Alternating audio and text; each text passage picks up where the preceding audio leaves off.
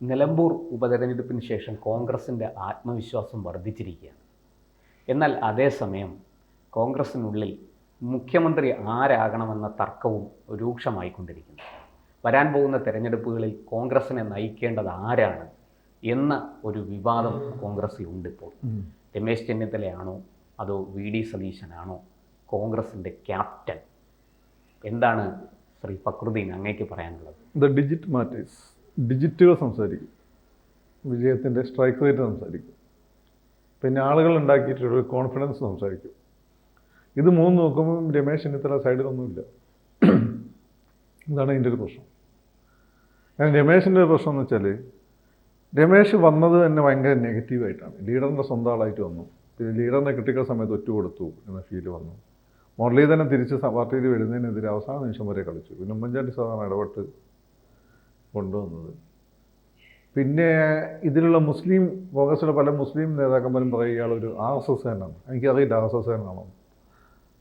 RSSകാരനാണെങ്കിൽ പ്രശ്നമില്ലായിരുന്നു, അങ്ങനെയെങ്കിൽ കുറച്ച് നന്മ ഉണ്ടാവും.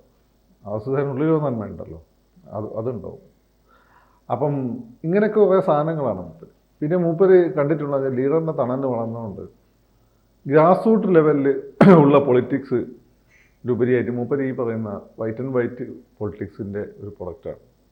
കേരളത്തിൽ കോൺഗ്രസ് അവസാനം നടത്തിയ ഏറ്റവും വലിയ ജനകീയ പ്രക്ഷോഭം ഒന്ന് അദ്ദേഹം ഈ KPCC പ്രസിഡന്റ് അദ്ദേഹം യൂത്ത് കോൺഗ്രസ് നേതാവായിരിക്കുന്ന സമയത്ത് നടത്തിയ കേരള യാത്രയാണ്. അതിനുശേഷം അതുപോലെ യാത്ര കേരളത്തിൽ ഒരു കോൺഗ്രസ് നടത്തിയില്ല. പക്ഷെ അന്ന് കോൺഗ്രസ് സജീവമായിരുന്നു, അതുകൊണ്ടാണ് യാത്ര സജീവം. അന്ന് തന്നെ അന്നത്തെ കാര്യം ഞാൻ പറയുന്നത്, അതിനുശേഷമുള്ള കാര്യം പറയുന്നത്.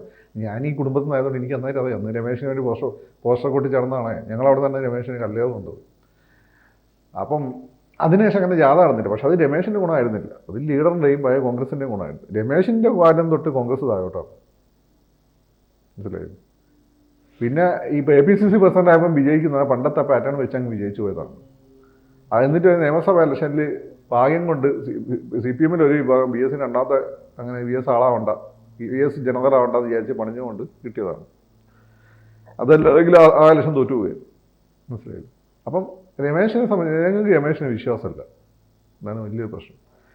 നമ്മൾ മനസ്സിലാക്കേണ്ട ഒരു കാര്യം എന്ന് വെച്ചാൽ ഈ രമേശിൻ്റെ ഒരു കാര്യം, രമേശ് നമ്മളിപ്പോൾ CPM നേതാക്കന്മാരെ കൊണ്ടുപോയി പിണറായി വിജയനെ കൊണ്ട് ഭയങ്കര അഹങ്കാരം എന്നൊക്കെ പറയില്ലേ. സത്യത്തിൽ ഈ കോൺഗ്രസിൻ്റെ ചില നേതാക്കന്മാരുടെ അഹങ്കാരമൊന്നും പിണറായിക്കോ P ജയരാജനോ അവർ കാൽക്കില്ല. അത് നമ്മൾ അകലെ നിന്ന് കാണുന്നതുകൊണ്ടാണ്. പിണറായി പണ്ടേ ഇങ്ങനെ കുറച്ച് സംസാരിക്കും, പക്ഷെ സംസാരിക്കുന്നതിൽ നമുക്കൊരു സത്യസന്ധത ഫീൽ ചെയ്യും. പിന്നെ ഒരു വേദിയിലേക്ക് വന്നാൽ മുമ്പ് എല്ലാവരും നോക്കി ചിരിച്ചിട്ടാണ് പോവുക. രമേശൊക്കെ എഴുന്നണ്ടിട്ടുണ്ടോ ഭയങ്കര അഹങ്കാരത്തോടു കൂടിയായിരുന്നു. പക്ഷെ ഇതാരും സംസാരിക്കില്ല. എന്നാൽ VD സതീശൻ അങ്ങനെയല്ല. VD സതീശൻ ഏതാണ്ട് പിണറായിൻ്റെ എല്ലാവരും കാണുമ്പോൾ ഇങ്ങനെയൊക്കെ പോകും. അതൊക്കെ ഒരു ഫാക്ടറാണ് നിങ്ങൾ പറയുമ്പോൾ. രണ്ട്, VD സതീശൻ ഒരു എന്താ പറയുക, ഈ ചത്ത് കിടന്ന ഈ പാർട്ടിക്ക് ഒരു ലീഡറുണ്ട്, കോൺഗ്രസ് തന്നെ പറഞ്ഞ ചോദിക്കാൻ ആളുണ്ടെന്നൊരു ഫീല്.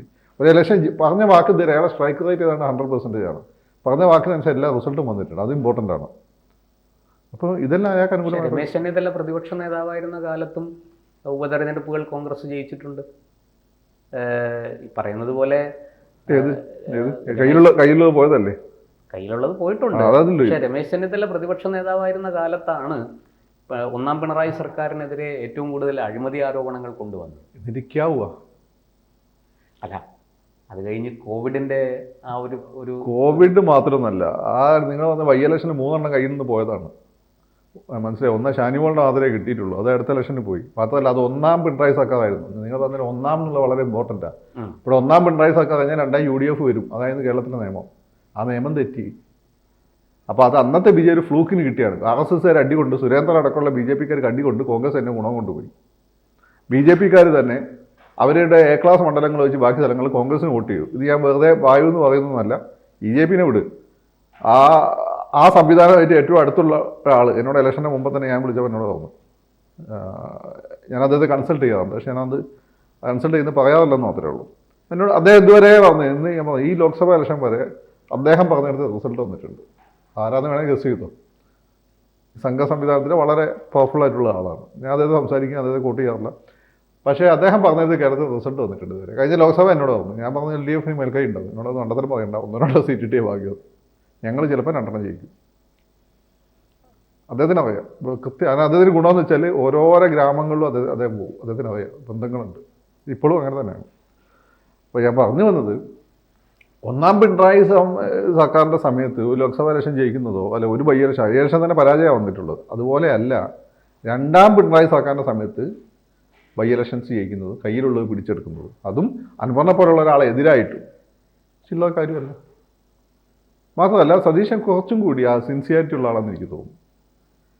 കുറച്ചും കൂടി ഒരു സിൻസിയാരിറ്റി ഉള്ള ആളാണ് സതീശൻ എന്ന ഫീൽ എനിക്കുണ്ട്, ലീഡറിനെ പോലെ.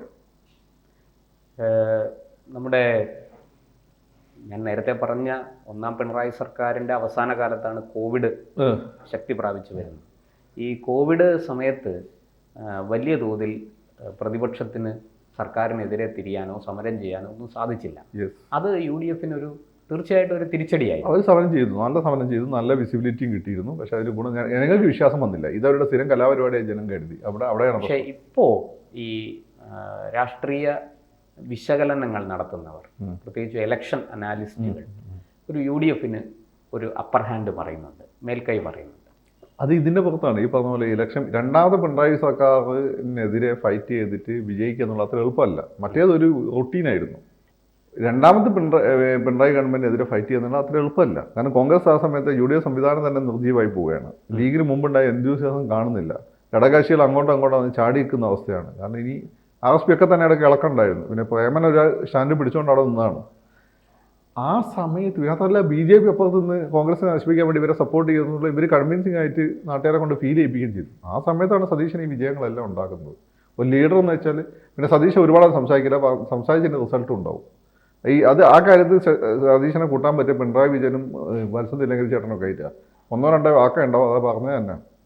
പക്ഷെ ഇപ്പോൾ കോൺഗ്രസിൻ്റെ ഈ UDF-ൽ നമ്മൾ എടുത്തു നോക്കിയാൽ ഘടകകക്ഷികളെല്ലാം കോൺഗ്രസിലെ രമേശ് ചെന്നിത്തലയാണ് പിന്തുണയ്ക്കുന്നത്. മുസ്ലിം ലീഗ് അതെ, സതീശൻ്റെ അടുത്ത് പണി നടക്കുകയല്ല. അതുകൊണ്ട് സതീശൻ്റെ അടുത്ത് അങ്ങനെ ആവശ്യമില്ലാത്ത കാര്യം കൊണ്ട് സതീശൻ വന്ന് നടക്കുകയല്ല. അങ്ങനെ കുഴിഞ്ഞു നിർത്തുകൊണ്ടാണ് ഈ ഗതി എത്തിയത്. കേരളത്തിലെ ഒരു ടോട്ടൽ പോപ്പുലേഷൻ്റെ 28% വരുന്ന മുസ്ലിങ്ങളും അതിൽ ഏതാണ്ട് 15% വരുന്ന മുസ്ലിം ലീഗുകാരും മാത്രമല്ല കേരളം. മനസ്സിലായില്ലേ? ഒരു ക്രിസ്ത്യാനികളുണ്ട് ഏതാണ്ട് 18%, ബാക്കി ഹിന്ദുക്കളുണ്ട്. അപ്പോൾ ഇവിടെ ഒരു സോഷ്യൽ ഇക്വിലിബ്രിയത്തിൻ്റെ പുറത്ത് ഇങ്ങനെ പോവുക. എന്നൊക്കെ കേരള സമൂഹത്തിൽ മുസ്ലിംസ് ഒന്നാമതായി വരാൻ ശ്രമിച്ചിട്ടുണ്ടോ അന്നൊക്കെ അടി കിട്ടിയിട്ടുണ്ട്. നോക്കിയാൽ മതി. ആലി രാജാവ് ടിപ്പു സുൽത്താനായിട്ട് സഖ്യം ഉണ്ടാക്കി ഇവിടെ ഹിന്ദു രാജാക്കന്മാർക്ക് പ്രശ്നം ഉണ്ടാക്കിയപ്പോഴാണ് അതോടുകൂടി ആലി രാജാവ് തീർന്നു. കുറച്ചാലും ഭരിച്ചു, രാജാവായിരുന്നു, അതിനുശേഷം തീർന്നു. കുഞ്ഞാലി പോർച്ചുഗീസുകാർക്കെതിരെ കുഞ്ഞാലി പറഞ്ഞിടത്തിൻ്റെ പിന്നെ സാമൂതിരിയും കിട്ടാത്തതുകൊണ്ട് സ്വയം മൂപ്പര് രാജാവായി തുടങ്ങി. എന്നുവെച്ചാൽ സാമൂതിരിക്ക് അന്നപ്പോൾ ഇൻ്റർനാഷണൽ പൊളിറ്റിക്സ് ഒക്കെ നോക്കട്ടെ. കുഞ്ഞാലി പറയുന്നതിനനുസരിച്ച് മാത്രം സാമൂതിരിക്ക് നിൽക്കാൻ പറ്റുമോ? കുഞ്ഞാലി തീർന്നല്ലോ. അറബിക്കടലിൻ്റെ സിംഹവും തീർന്നല്ലോ. 1921 കലാപം. ശരിയാ, ഗ്രീവൻസസ് ഒക്കെ ഉണ്ടായിരുന്നു. പക്ഷേ ആ കലാപം അവസാനം ജിഹാദി, അന്നത്തെ കൈൻഡ് ഓഫ് ജിഹാദികളുടെ കയ്യിലേക്ക് പോയപ്പോൾ അതിൻ്റെ അവസാന ഘട്ടത്തിൽ പോയതോട് കൂടിയിട്ട് എന്ത് സംഭവിച്ചു? അതോടുകൂടി അവിടെ മുസ്ലിം കമ്മ്യൂണിറ്റി ഏതാണ്ട് 1970 വരെ ആ ഗൾഫ് ബൂം വരെ പുഴുവിനെക്കാട്ടും ദയനീയമായ അവസ്ഥയിലാണ് ജീവിച്ചത്. അത് കഴിഞ്ഞൊന്ന് പൊക്കി വന്ന സമയത്താണ് ഈ 5ാം മന്ത്രിസ്ഥാനം വന്നത്. അത് സതീശൻ്റെ അടുത്ത് നടക്കില്ല. മുസ്ലിംസ് ആയിട്ടല്ല, ഒരു മുസ്ലിംസ് എന്നൊരു ബ്ലോക്ക് ആയിട്ടാണല്ലോ സ്വയം റെപ്രസെൻറ്റ് ചെയ്തത്, ഞാൻ ഉൾപ്പെടെയുള്ള ആൾ. അപ്പോൾ നമ്മുടെ സ്ഥാനം എന്താണെന്ന് കൂടി മനസ്സിലാക്കണം. മനസ്സിലായോ? ഇവിടുത്തെ തീയനും നായരും കളിക്കുന്ന കണ്ടിട്ട് കളിക്കാൻ നിൽക്കരുത്. അല്ല, അപ്പോൾ അങ്ങ് പറയുന്നത് രമേശ് ചെന്നിത്തലയ്ക്ക് ഈ സമ്മർദ്ദങ്ങളെ അതിജീവിക്കാൻ കഴിയില്ല, സതീശന് കഴിയും.